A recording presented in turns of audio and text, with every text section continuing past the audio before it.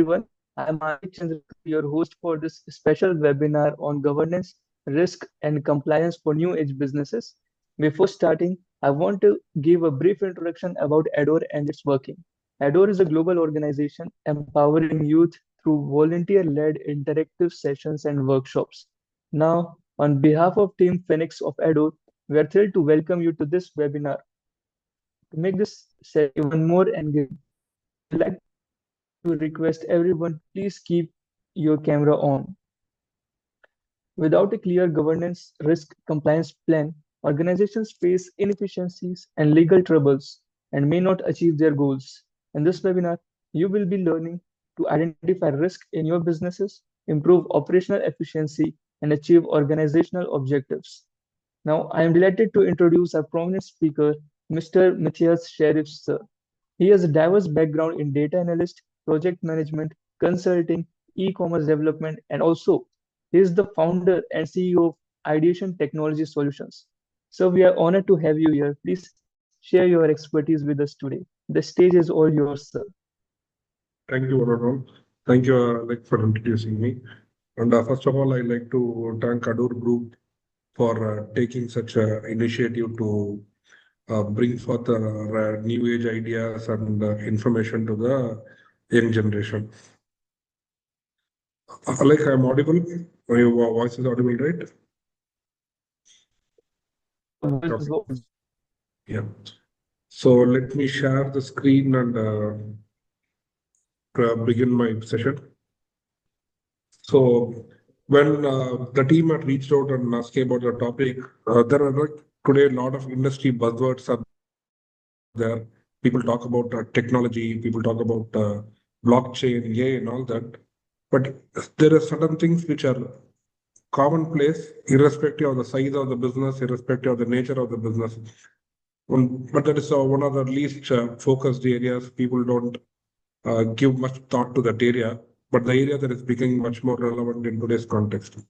So that was one of the precise reasons why I wanted to talk about governance, risk, and compliance, and what kind of challenges and opportunities it presents to in the emerging landscape of whether it is somebody who is trying to do a business, already doing a business, or a young professional who is trying to find his or her place in the market ecosystem. So before delving into what I will try to attempt in the next 30-40 minutes is talk about why GRC, why now, what it is not, what it is. If we are trying to figure out the answers, if I am able to give clarity to these things, it will be much more fruitful. So when we talk about GRC, the relevance in today's context, in the last 2 weeks, this is what has been the news all about. Making use of AI and GRC, RBI trying to regulate fintech domain with much more regulatory measures, wanting to strengthen banking systems, ecosystem on risk management and governance. Why governance is becoming important and why automation has to become into picture. Not just in India. Look at in the Europe. Europe market is talking about compliance. Whether it was a banking ecosystem, insurance ecosystem, fintech domain, everywhere people are talking about the governance or the risk or the compliance or all of it put together. It doesn't matter the size of the business, whether you're doing business in India, you're doing business in one particular state, you're doing pan-India business outside. Every organization is talking about problems of governance or risk or compliance. Then it becomes much more relevant to why are we talking about this? Why are we talking about this today? With that premise of why the focus is on this, we'll have to understand, irrespective of what the business is. You could be doing one business, small business, big business, medium scale business. The landscape in which the business today operates is the VUCA world. The world which is volatile, uncertain, complex, and ambiguous. What is true today need not be true tomorrow. The geopolitics, the climate change, the emerging market dynamics. Every aspect of what happens in the world impacts business in one way or the other, directly or indirectly, if not today, tomorrow. That is the landscape in which every business operates, be it small, be it big. So this volatility, uncertainty, complexity, ambiguity are the nature of the world. No business can escape this. And how is the business going to operate in this? How are they going to make profits, meet their objective, taking care of all this aspect? Once you understand the business are by default operating in such kind of volatile and ambiguous ecosystem, it is not always that these are all external. The volatility, the complexity, ambiguity, uncertainty is also inside the business. It's an organization. There's always a pertinent uncertainty inside the organization, uncertainty in the market in which you work. The uncertainty can be technology aspect. What technology disruption happened in the last 1 year was not there in the previous year. Pandemic was global. Economic impact, country to country, it varies. The political and legal ecosystem varies from country to country. If I'm just doing business within the country without any global impact, I may not be bothered. But if I'm trying to do a trade business and if my customer base is in Ukraine or Russia, the war is going to impact my business. So the volatility, uncertainty, ambiguity aspect are there in the external environment and also within the organization. No, okay, am I having a supply chain? My vendor is there. What happens if the vendor goes off? Or the vendor is not financially viable? How it impacts my internal production? What happens if my in-house product development gets delayed? Or key resources are not clear there in the organization? This volatility is all pervasive, internal or external. And this is true for any business, whether you are in a products business, you are manufacturing, you are assembly line, or you're just buying and selling as a trading, or offering things as a service. All the statements still applicable to all your businesses. Having said that, every business, you should understand what exactly is a business model and how you target the objective. So every business wants to meet its objective. The object could be the size of growth, the monetary benefits and all that. But on the way to these objectives are your opportunities. Every opportunity comes along with its own obstacles. And at times, obstacles also provide opportunities. And to do a business, you also need to have some obligations that you meet out. This template of a business model and meeting out your objectives by overcoming obstacle, tapping into right opportunities, meeting your obligations. When I say obligations, some could be mandatory obligations, some could be voluntary obligations. This template is going to fit in for any business. Whether you are going to, let's say, simple, your objective is to become the biggest fruit seller in your state. You can buy and sell. That could be your business model. Or you can grow and sell. That could be your business model. But depending on your model, your opportunity is going to differ, your obstacle may differ, your obligation may differ. But definitely you are going to face all the three. By handling all the three, you'll be able to make your objectives. So this ecosystem of business is true for any size of business, any nature of business, and all this operates in the world of uncertainty with internal challenges, with the external challenges. Once this premise is looked at, that is where the notion of governance, risk, and compliance start coming into picture. Whatever we talk about, the opportunity, obstacle, obligation is nothing but opportunity is your ability to perform. It's a positive indicator.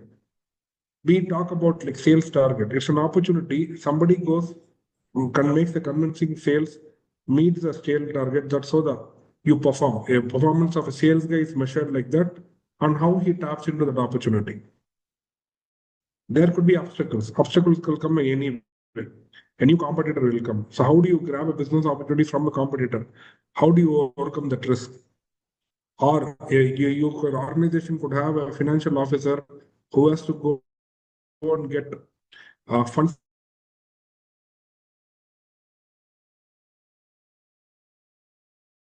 from the market, funds from the banker to overcome. That will be the indicator of the risk aspect for a finance thing.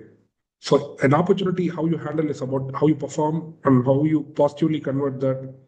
How do you recognize your risk and obstacle and handle that as your risk aspect and risk metric? Similarly, how you meet your compliances. Obligations are nothing but your compliances. How good you are in those compliances, and how do you manage that, and what are the indicators? So this is true for any size of business. And while we talk about GRC in today's context, whatever we talk about here as a business model or as a performance, it is just not about managing the performance, managing the risk, or managing the obligations. How your organization has a governance ecosystem in place which gives assurance around all of these items. It gives assurance that yes, performance is happening, people are doing their job. Yes, the risk is being mitigated, the risk is getting managed, the complaints are getting monitored. So, what is the guidelines? What is the management? What is the assurance? Doing that three aspect is what the core business is all about. Your opportunities handled by your performance, your obstacles handled by your risk management, your obligations managed by compliance management. All this are the organizations have been doing over the period of time.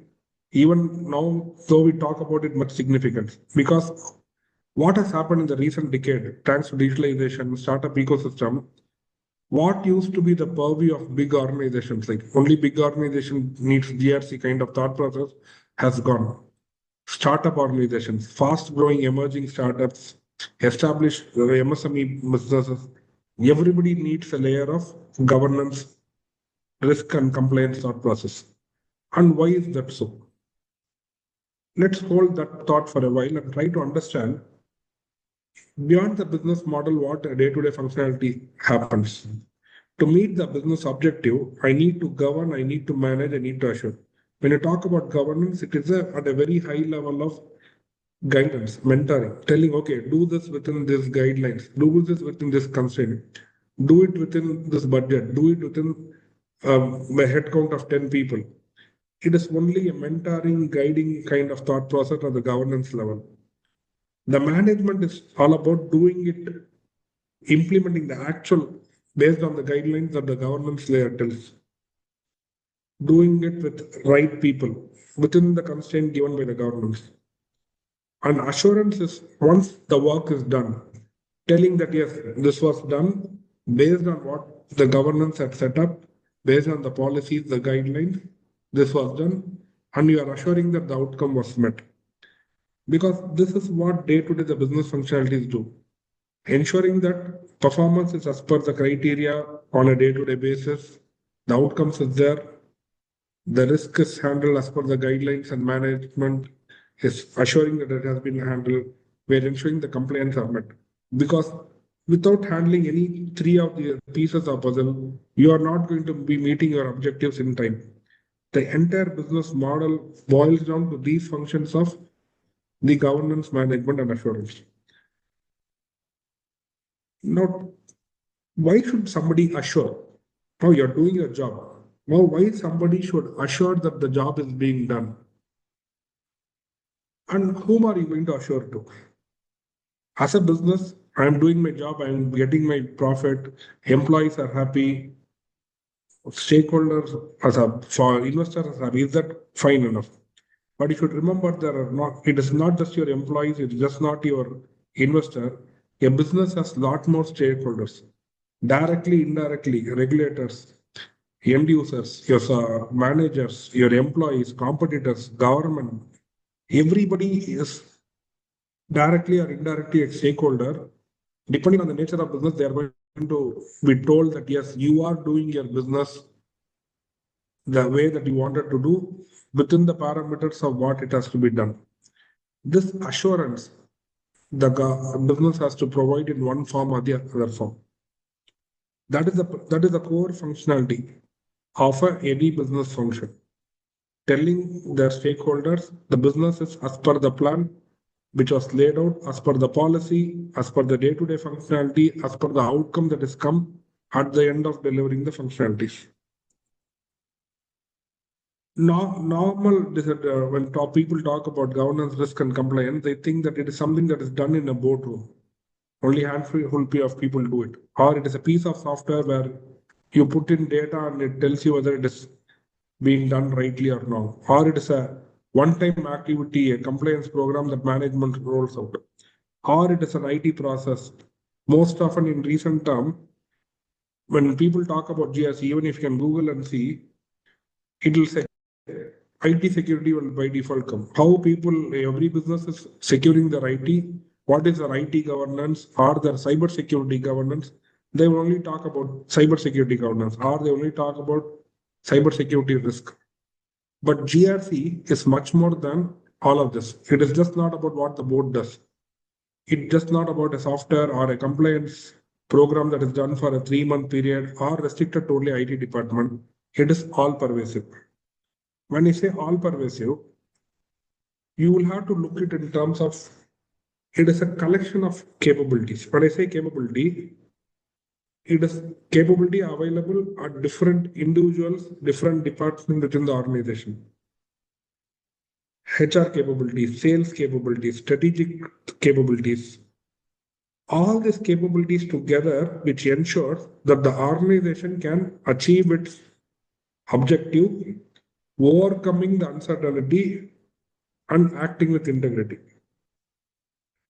Governance tells that, to give a very elaborate example, governance said, yes, the market conditions are bad. These are the challenges. This is the sales objective you have. These are the best practices to do the sales objective.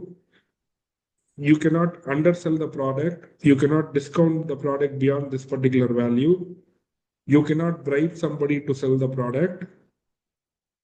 It talks about all aspects of how you make a sale. It talks about all aspects of how you approach the market, all aspects of how you handle your employees, how you handle your vendors. That is what GRC is all about. It's a collection of capabilities across different departments, different people in the department. It is about how you provide governance and oversight. Governance and oversight is all about the directions, how you look at in terms of day-to-day performance. How do you identify and mitigate risk? How do you ensure the compliance are met? How you are an ethical organization? How your security aspect, data security to IT security is handled? How do you audit, third-party audit to internal audit? All this collected together is your GRC, which collectively ensures that you as a business have a sustainability or you grow in a financial term. So GRC is just not one thing that you do. It's a collection of things done by a collection of people. Now let's put the thought process of GRC on one side and hold it and think about why is it becoming of relevance today? Why it is becoming of relevance to everybody? That is where you have to understand a concept of triple bottom line. All the organizations in the past, they only bother about single bottom line. Anybody in the audience who are from the finance domain or BCom, MCom, CAs and all that, the only bottom line people talk about is the profitability. If the business profitable, if the business is profitable, do it. The only bottom line was the profitability. But in the last many years, in the last 2-3 decades, especially, the notion started coming. Profitability alone cannot be the single bottom line that you have to look at. They started talking about the triple bottom line, which was profit, people, planet. As a business, you have to be profitable, yes, but you should also look at what is the business doing as an impact to the people. In terms of people, it could be your employees, your consumer of your product. What is the impact, positive impact that you are giving to the people and to the planet? Is your business doing harm to the planet? How are you oversetting the harm? So the profitability is not just in your balance sheet. The good is not just in the balance sheet. What you do to the people, what you do to the planet, all the three bottom lines should be profitable. We should make positive impact. That notion started coming. That was the ideology, that was the philosophy. that resulted in different directions, different thought processes. From the notion of your this as an ideology, the different directions started emerging. So this will become the driving force, which eventually comes into the gamut of GRC. Now let's try to take an example and see how it makes sense and how these dots connect. Let's say all of us today in this room know you all decide to go and start a company. The moment you start a company, let's assume you are doing it in India, the first thing that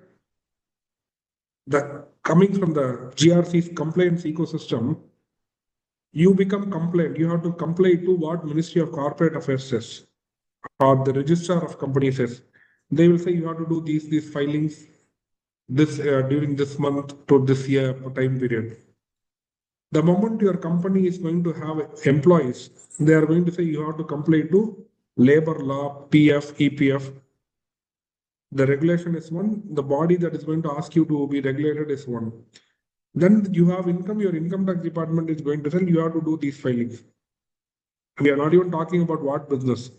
As long as you say that you are going to start a company and do any business, automatically these people come and say you have to follow the regulations, the compliances that we ask you to do. Otherwise, you are non-compliant. You cannot do business beyond some period of time.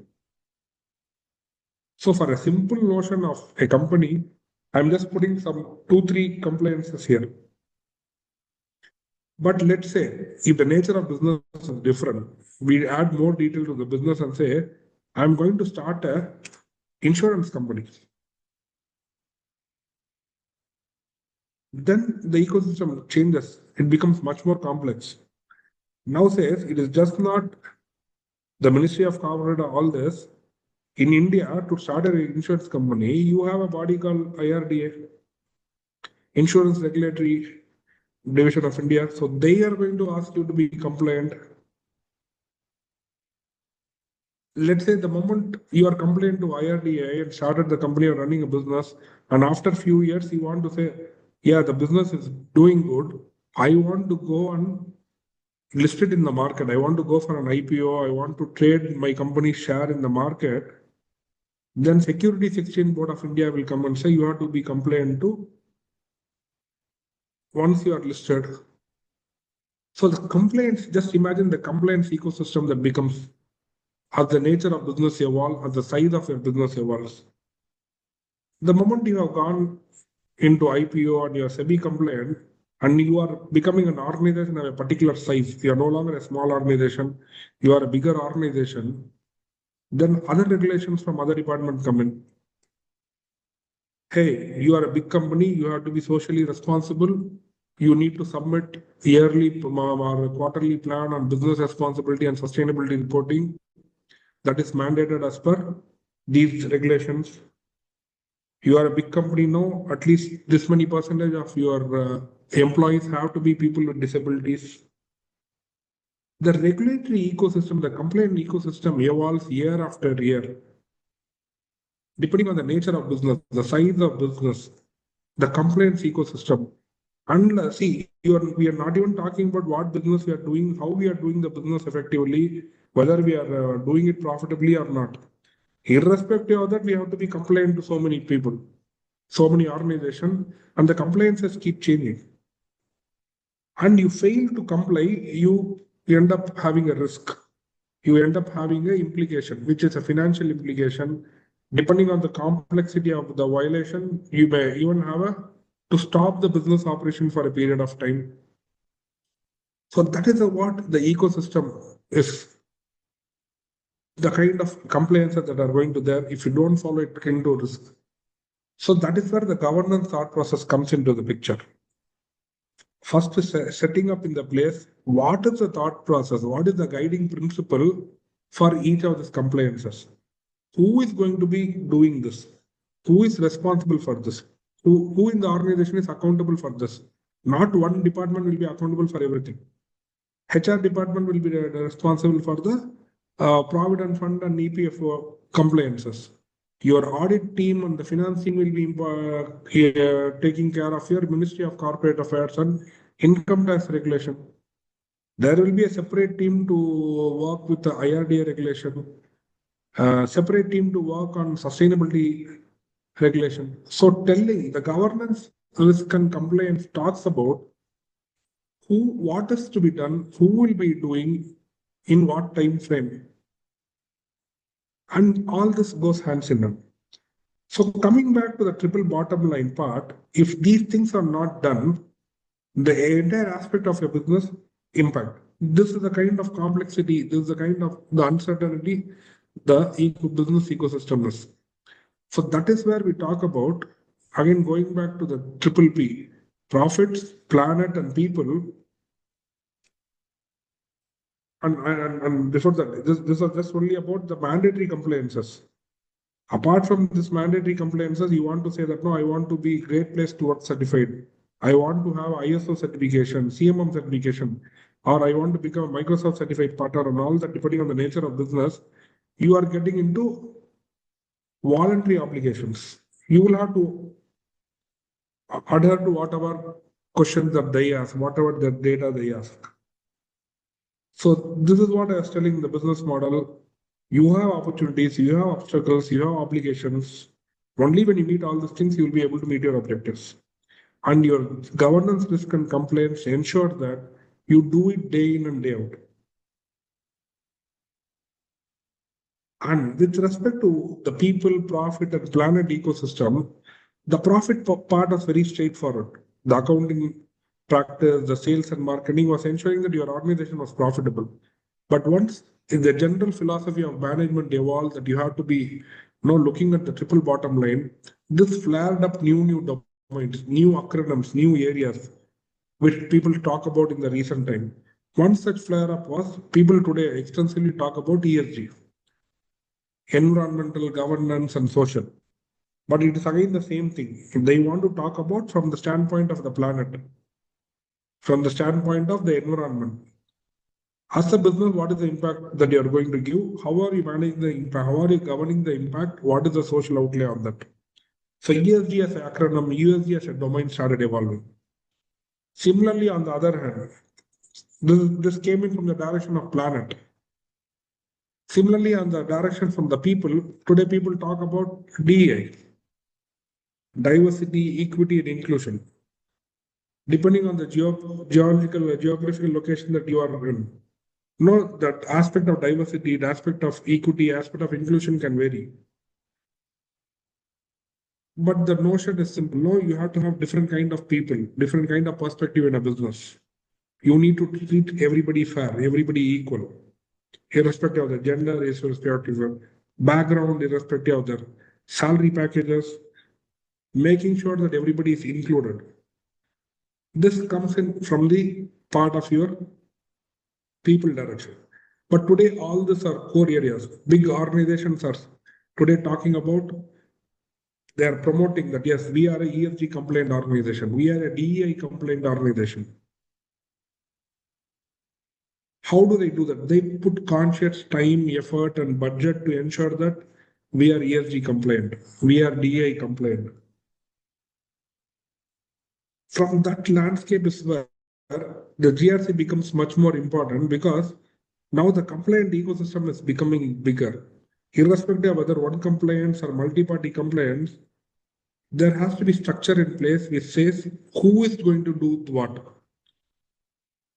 Which department is going to take care of this? Which department is going to ensure that my organization is DEI compliant? Which department is going to ensure that I am ESG compliant? What are the risks of not doing it? What is the compliance norm? Because the norms are changing. The market dynamics are evolving. How do you handle that? Answer to this puzzle lies in how your organization's governance, risk, and compliance is structured. So with that kind of landscape, GRC becomes much more prevalent and significant in today's ecosystem. It has its own opportunities, it has its own challenges. I wanting to stick on to the nature of the topic here, you should understand what is the trend happening today. With the example that I have given on the news article that you saw, the regulatory complexity is increasing. Organization consciously, it is no longer about filing something at the end of the year or the mid-year. Day in and day out, you have to look at the regulatory aspect of in the domain that you are operating and ensure that your business is compliant to that. The digitalization has changed the landscape. If you recall, in the recent year, India has passed law on Digital Data Privacy, Data Protection Act. If your business is going to talk about public data, it is going to use public data, what is the compliance ecosystem? What is the risk mitigation ecosystem that organizations have today? People are talking about corporate responsibility, CSR, ethical business, integrated risk management. Risk, it cannot be outside. It is a day-to-day aspect of it. Now, for example, when you talk about risk, people talk about business continuity. If you recall, it was just last Friday. Not sure how many of you experienced that, but a lot of businesses came to a stop till last Friday because of a particular outage, systems not being available, airline stops, or surgeries were postponed, trains were delayed, banks were halted. These are all risks that occurred. What are the mitigation plan? How businesses continue in spite of that, something like that happening? The data privacy part. Proactive complaints. In the past, it has to be reactive. People used to say, you did not do this, this is the fine, okay, I will do it. Now people don't want into that ecosystem. People say we will do it before so that we save time and effort. We have an advantage. How to do the complaints in a proactive manner. How to make use of technology to automate this compliance process or the mitigation process. So these are the trends that are happening in this domain of GRC today with respect to what is evolving in the market dynamics. This provides both challenges and opportunities, just like how we saw in the business. There are opportunities, there are obstacles, they are all two sides of the same coin. Depending on your experience and expertise, whether you see a positive opportunity in something or you see a risk in that and you stay away, depends on the perspective. Similarly, GRC as a domain offers its own challenges and opportunities. Depending on how you approach it, you can grow your business based out of that. You can establish your career out of that based on what your skill sets are.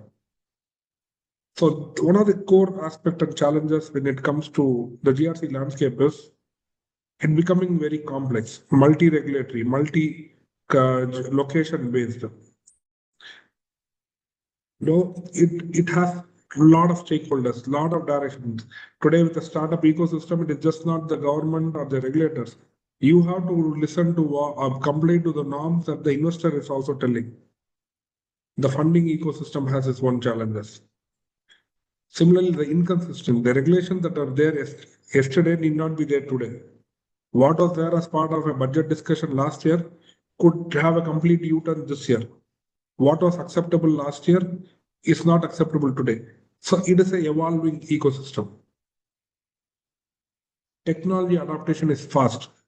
Till 2 years back, content creators were really making good money, charging by word, charging by sentence. But that has been very massively disrupted thanks to ChatGPT and AI-driven learning models. The resource constraint, the landscape is evolving fast, but how many people are there to address this? GRC is a kind of domain where it is just not enough that a BCom guy can do it, or a chartered accountant can do it, or an MBA guy can do it. It has to be multidisciplinary. Everybody has to understand GRC based on their domain's expertise. It is a layer on top of it. So how do you overcome the resource constraint? The landscape regulations are changing, every day evolving. No, ESG is adding its own layer.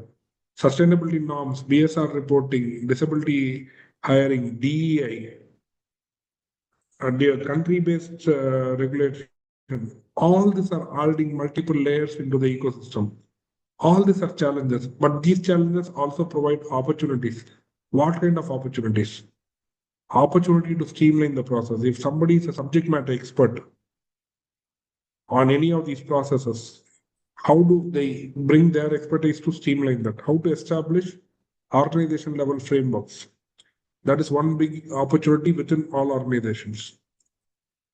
How do you handle risk becomes a day-to-day problem. How do you equip yourself? How do you mitigate the risk? How do you plan for the risk? That is a domain that is gaining significance, but it doesn't have the number of professionals that it actually needs. That is one big area of opportunity, the risk management part alone. How do you have competitive advantage? By proactively addressing the GRC part, how do you have advantage in the market? How do you stay ahead of the competition? How do you strategize that? Identify the weakness with respect to GRC in your competitor, make that as your strength and overcome that. As a strategic planner, as a business executive, how do you do that? What kind of technology intervention can be brought in? Now, what kind of technology that you bring in? Do you bring in robotic process automation? Do you bring in legal compliance automation? What kind of technology interventions can be brought into the business operations to ensure that you are having a better GRC ecosystem? What kind of collaboration? As you recall, one of the slides said GRC is not one skill set, it's a collection of skill set. It's a collection of people with different capabilities and capacity, having an interplay in establishing the overall ecosystem of GRC. So how are you going to collaborate? How a domain expert is going to collaborate with the IT guy to implement an automation process? How a legal team can work with the business team for a much stringent compliant ecosystem? The multidisciplinary collaboration is going to be the forte. One area that people can look at. One hot cake area. What AI can do for GRC? Can AI help in automating GRC process, making data-driven risk management decision making? That is one separate area on its own where AI can make GRC much more palatable, much more easy for everybody. On the other hand, when people talk about AI, people talk about will AI take over? Is AI going to harm? Is it going to be ethical? People are talking about ethical AI and all that. On the other side of the coin, GRC, what can GRC do for AI?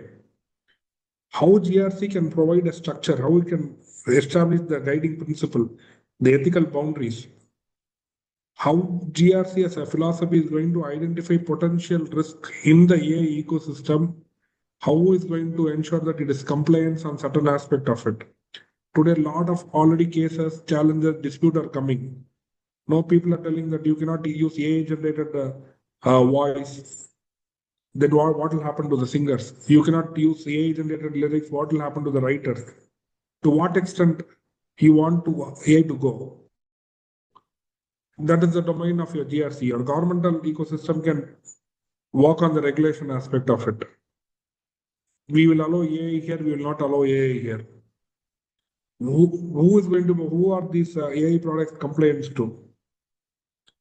So there is two sides of the same thing. What AI can do in the GRC ecosystem, what GRC as a philosophy can do in the AI ecosystem. These two are one hot areas where you can look for business opportunities. You can look for improving your professional careers as well.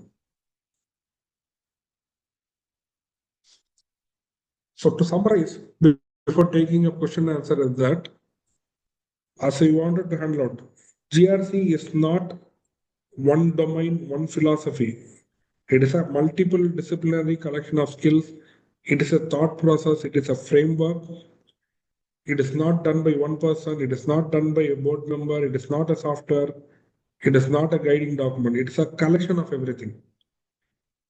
It has been there for quite many years, but it's used to be in the domain of big companies alone. But today it is relevant to small companies also. Any company who wants to grow and survive and succeed and thrive, you need to be aware of it because the landscape is changing. I can give one example of recent time that I had experienced. We know about a spare part manufacturer who was supplying parts to a bigger organization, a multinational organization. They were one of the star vendors. For them, more than 75% of the business came from this one particular MNC manufacturer for spare parts. And all of a sudden that stopped. For a very simple reason, the bigger organization, the MNC, had brought in ESG norms, has brought in DI norms for their organization, saying not just our organization employees should be DEI compliant, there should be this many percentage women working, this many percentage disabled working. Our processes are not adding carbon footprint. We are ESG compliant. They didn't just bring that. They told any vendor who is supplying to us, he should also be ESG compliant. He should also be DA compliant. This vendor was not prepared, was not aware. So he cannot supply to them any longer. The kind of landscape change is what happening. So being aware of what is happening in this ecosystem, being prepared is going to help every organization first to survive, then succeed, then thrive in the market dynamics. You may talk, the terminologies will change. Today people talk about AI, tomorrow they'll talk about something else. Today they talk about ESG, they'll talk about sustainability goals, they'll talk about DI. All this will evolve, but the governance, risk and compliance is going to be there, looking at all aspects of this, even if something new comes in tomorrow. The GRC thought process is applied to that. So that defines what it is not, why today it is relevant, and what kind of opportunities and challenges this present. With that, I would like to conclude the session. I would like to take up questions, if any.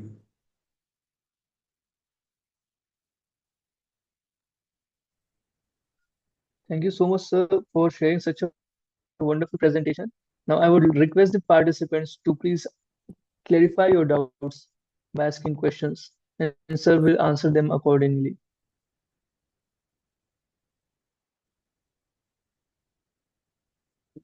Sir, actually, my doubt is quite different. My father Yes. is doing in a village. So, is it beneficial to do some online promotion or on social media? Because it's a shop where we are providing the regular stuff that we're using in our home. If I get your question right, your father is doing a business in village. You want to know whether you want to market it using digital media or not. Yeah. Correct? Yes, sir. That depends on multiple things. What is the product that is doing? What is the customer he wants to reach? And how much of budget you can allocate for doing this. For example, today you could be doing this particular volume. We are not talking about the pricing of the product nor the quality. All that is assumed that it is a good product, it's rightly priced. But the moment you want it to go outside a particular geography, the cost layer is going to get added up. So what is the product? Is the product that is needed elsewhere also? Are they going to ready to pay that extra price? Because it is not going to happen like you run a campaign today and tomorrow it's going to click. First, you need to be told that this product is there. This product is there. This product is there. Then somebody has to buy. So you are talking about a product from a physical ecosystem to an online digital ecosystem in terms of connecting to the customer. So the question that should ask is the product ready? Your ability to produce in volumes, how much of volume that you want to do? Or do you want to go multi-location? Or I'm just going to target and market it only for, let's say your village is at one place. Maybe I'll target only customer in the next town or the nearest city. Or it is something that I can go reach pan India. Because that question will determine what is the volume of money that you spend on the digital marketing. If you spend across India, you will get 10 orders from 10 different parts of the country. But the logistics, the fitment, the margins, everything will vary. It all boils down to the product and ability to produce and market it. We are selling like variety of product that we use in regular household. So we are only targeting our local village, like within 5 kilometers, so that they can visit here, because it's not possible for us to home delivery and doing these Yeah. things. Then you only talk about building a brand, some value or something so that people come and buy. The marketing should not be for the sale of it or the shipment or all that. You should only say that this is available only here, come and get it. Thank you, sir. Mm. Any other question? Yes, sir. Firstly, thank you for this lecture, sir. It was Yes. very, yes, sir. I have learned very many new things for new businesses. So you said how AI can be integrated and used for GRC. So you also said small businesses are Yes. unable to comprehend this GRC like big MNCs. So are there any tools and technologies that small businesses can use commonly and improve their GRC scope? Okay. When you say, well, let's talk about here, technology comes in secondary. See, for example, we ourselves are, if you notice my presentation, I would have mentioned Citadel View. It is a GRC product that we are building. But not every business needs a product or a software to begin with. First, you should know what exactly is compliance, what exactly is risk. Just imagine, take the previous example. One of our friends was asking about his father's business. Let's say the product is there. He wants to sell the product. That product, whether there is going to be GST or not. Moment you say that yes, the business is doing good, I am selling it GST. You have to file GST forms in a timely manner. If you don't do that, you are penalized. There is a delay, you get penalized. That is the basic level of compliance that you have to understand. Moment you start looking at one compliance, then it becomes easy. As you grow your business, then you say, okay, it's just not about GST compliance. Now I have 20 people working. I want to give provident fund for them. Now the moment it's easy to go give the provident fund, you will have money, you will pay for that. But you will have to pay it within the time frame. Otherwise, that will cause penalty. That is a violation of compliance. That will dip into your profit. So depending on the business, small or big, everybody will have some compliance, some risk. How do you keep mitigating that risk? It doesn't always need to be a tool-based ecosystem. It's about knowing. For example, you could be running a business, like a hotel business. You could be a restaurant owner. You could be serving 20 dishes in your menu. But the core customer is coming for the two most delicious items on your menu. And those two food items are dependent on one chef. So your business risk is, what if the chef leaves?